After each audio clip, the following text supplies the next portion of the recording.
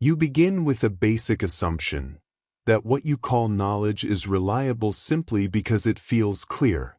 Your judgments appear consistent, your reasoning seems orderly, and the coherence of your thoughts becomes the basis of your confidence. Yet once Al-Ghazali enters this scene, the comfortable structure begins to shift. He asks whether the mind can guarantee the truth of its conclusions while relying only on itself for verification. You start to notice how easily clarity can be mistaken for truth, and how familiarity can disguise itself as certainty. As this recognition opens, a deeper inquiry emerges, one you cannot ignore. If the mind assures you of truth using the same processes it is trying to evaluate, what establishes the ground for certainty? Al-Ghazali lived in an age defined by rigorous intellectual ambition. Baghdad was a center where scholars debated law, philosophers constructed intricate systems of logic, theologians defended doctrine, and mystics pursued inner certainty. Each method claimed authority.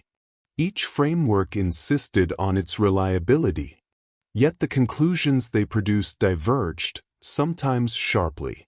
For Al-Ghazali, this diversity revealed something essential. If every discipline asserts truth while contradicting others, what stands outside these systems to judge them? As you follow Al-Ghazali's inquiry, you begin to sense the weight of his crisis. He examined sense perception and found it unreliable. He examined reason and discovered that it depended on assumptions it never proved. He reflected on introspection and realized that it, too, is shaped by previous impressions. The mind could be deceived without noticing its own error. What appeared logical could simply be habitual. What seemed self-evident could be constructed by the mind rather than rooted in reality. From this, a quiet but unsettling question arises. If the intellect doubts its own foundations, where can certainty begin? Reason becomes the method you trust when perception fails. It analyzes, evaluates, and refines. Yet Al-Ghazali noticed that reason cannot escape its own framework. Every proof begins with assumptions.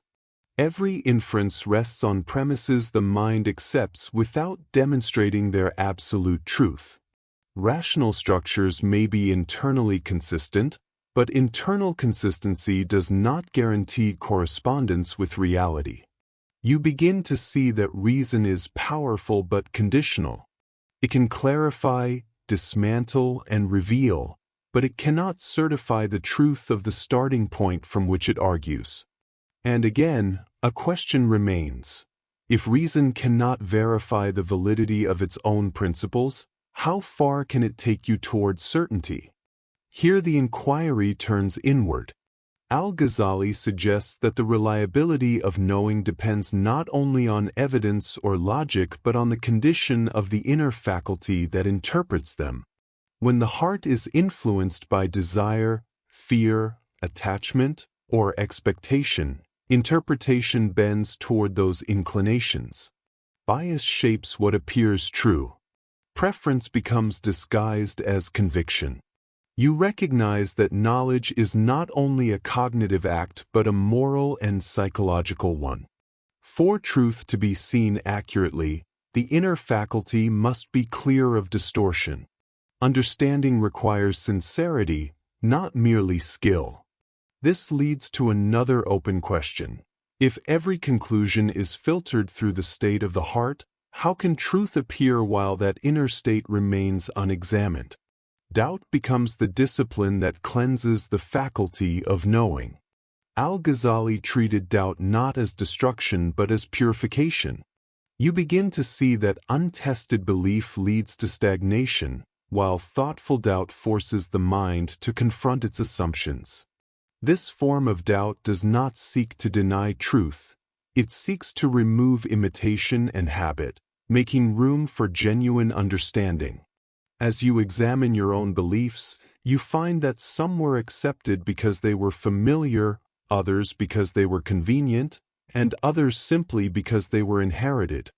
You begin to distinguish belief from insight. Yet another question arises.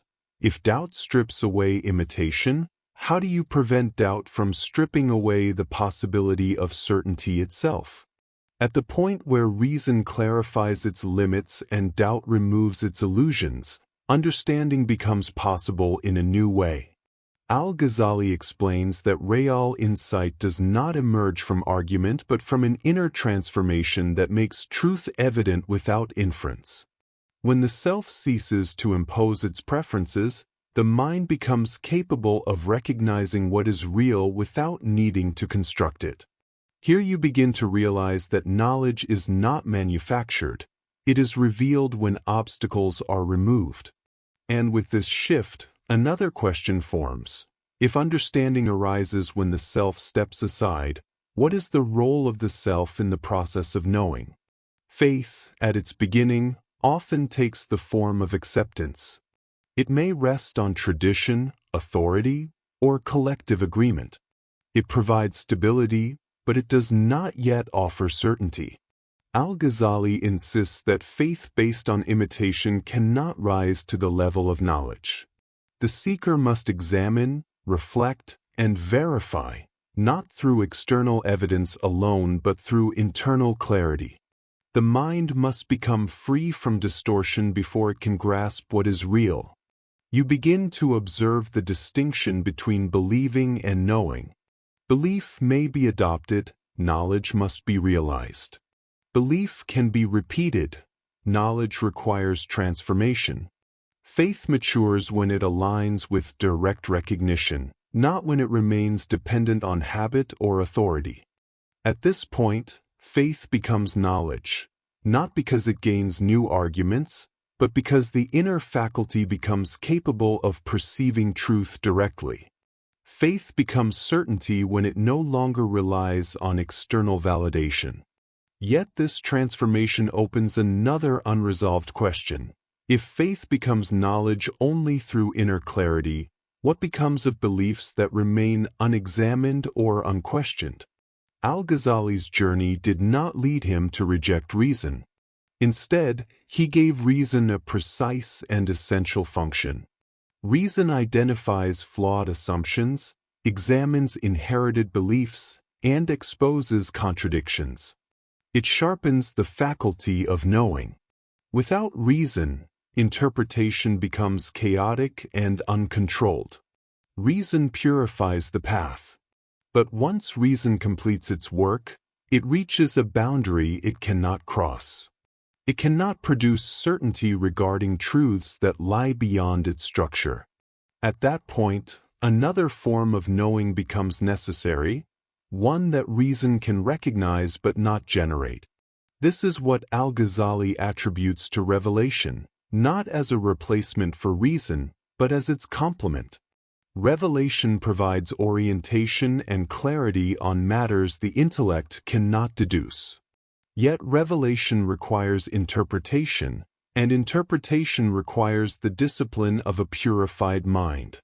Thus, reason guides understanding, and revelation completes it.